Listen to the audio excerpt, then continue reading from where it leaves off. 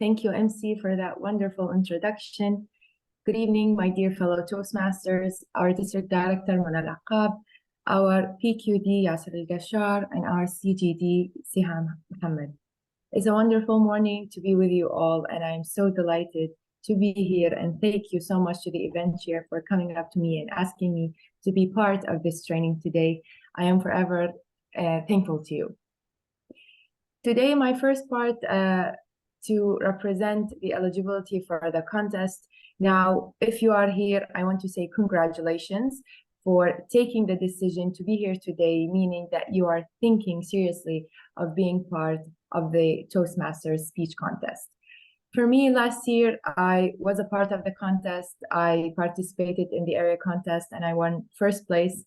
And I moved on to the division contest, and unfortunately, the ones who are better for me, thank God, of course, they won, and I'm so happy for them. But it's a wonderful experience that I was a part of, and I encourage everyone here today to do the same. It's a wonderful experience, and of course, every experience in Toastmasters is a learning and a growing experience. So let me start by sharing my screen.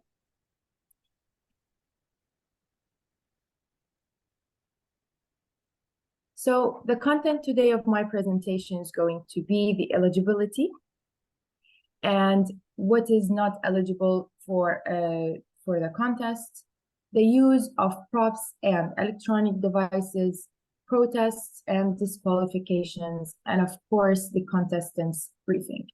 All of this content today is based on the Toastmasters speech contest rulebook for the year 2023-2024. And of course, those are the common rules for all the types of the speech contest. Starting first with the eligibility, of course, we know with every contest going on in the world, and especially Toastmasters, there has to be some eligibility points that you need to have in order for you to compete in the Toastmasters speech contest. Starting of all, you must be a paid member in your Toastmasters club. And of course, that club goes back to a specific area, division, and the district in which you are going to be competing. The club that you are a member of and you are a paid member of, it must be in good standing, and you must maintain your eligibility in all the levels of any contest. So you start with your club, going on to your area, division, district, and so on. So you must be eligible in all the parts of the contest. For example, if your membership ended and it must be renewed, try to do it as fast as you can so you maintain your eligibility for all the levels of the contest. Moving on to the international speech contests, your participation, you must have completed and earned your certificate in level 1 and in level 2 of any Toastmasters Pathways Learning Experience, or you have earned your Distinguished Toastmaster Award. Now, of course, for eligibility, we have some expectations. What are those? For the international speech contest, if you are a member of a newly chartered club from July 1st and going forward, you are eligible to compete even if you haven't finished your level 1 and level 2 of your Toastmasters pathway. And second of all, for all speech types, any additional clubs that are chartered prior to the area contest, 2 contestants from each club for each category are permitted to compete. And of course, I will remind you again, if you are a member of a newly chartered club, don't be worried about saying, I cannot participate because I haven't completed, or I don't have the time to complete 2 levels. You have an expectation you can participate even if you haven't finished those. Now, what makes you not eligible to compete in the Toastmasters speech contest? For all the current district officers, our district director, our program policy director, club growth director, the admin manager, finance manager, public relations manager, and of course, all division and area directors, they are not eligible to compete. Second of all, the immediate past district director. Thirdly, incumbent international officers and directors.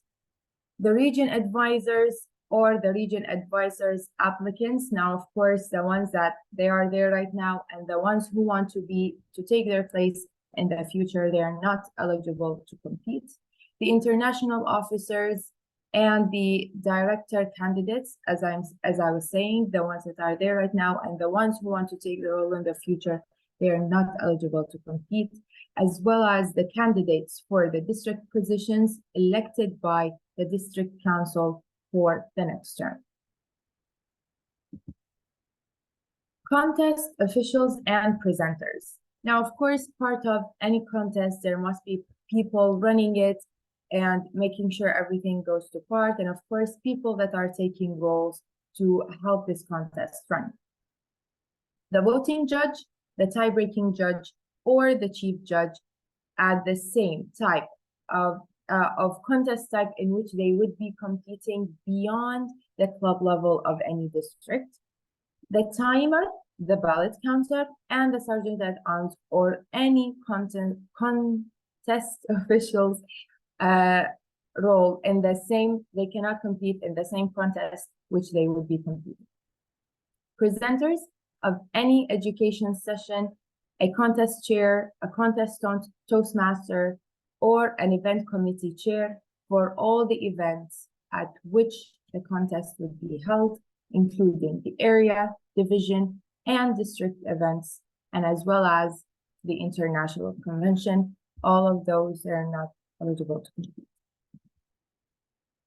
Finally, if you are a multiple club membership, can you participate in all of them or can you participate in one? The rulebook says no contestant can compete in more than one area speech contest.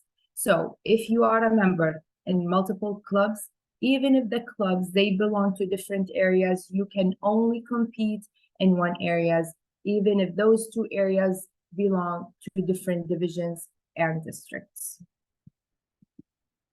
Now, of course, we, as part of Toastmasters and as public speakers, sometimes we need to use props or electronic devices to support and to strengthen the idea that we want to get to our audience. So what are the rules for the props and the electronic devices? The contestants, if you are planning to use props, including any sort of electronic devices, you must notify the contest chair prior to the contest. Contact them saying that I'm going to use this prop or this electronic device during my speech. You must demonstrate to the contest chair prior to the contest if the props can be set up and removed at the allotted times. So of course we have times between contestants, times for the judges. Between the contestants, we have this time for you to set your props on stage. And of course, remove them after you are done.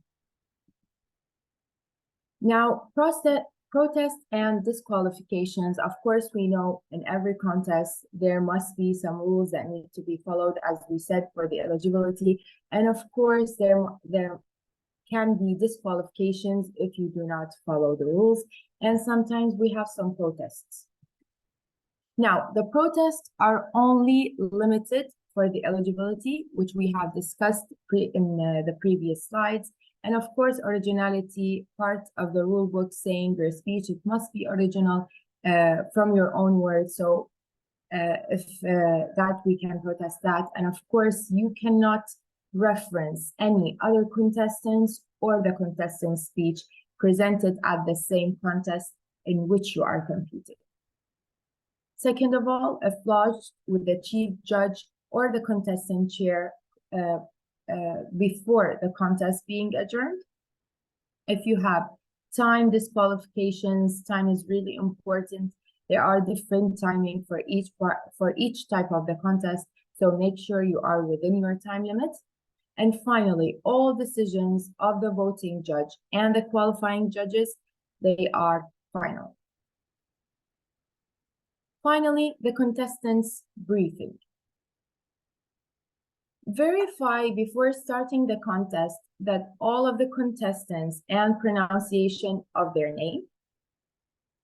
Review with them the speech contest rules with the speaker, and review the certification of the eligibility and originality, reminding the contestants of them how, and making sure that they have read them and gone through them, understood them, by letting them signing a form that they certify that they have read and understood all of the rules regarding the eligibility and the originality. Review timing protocols with all speakers.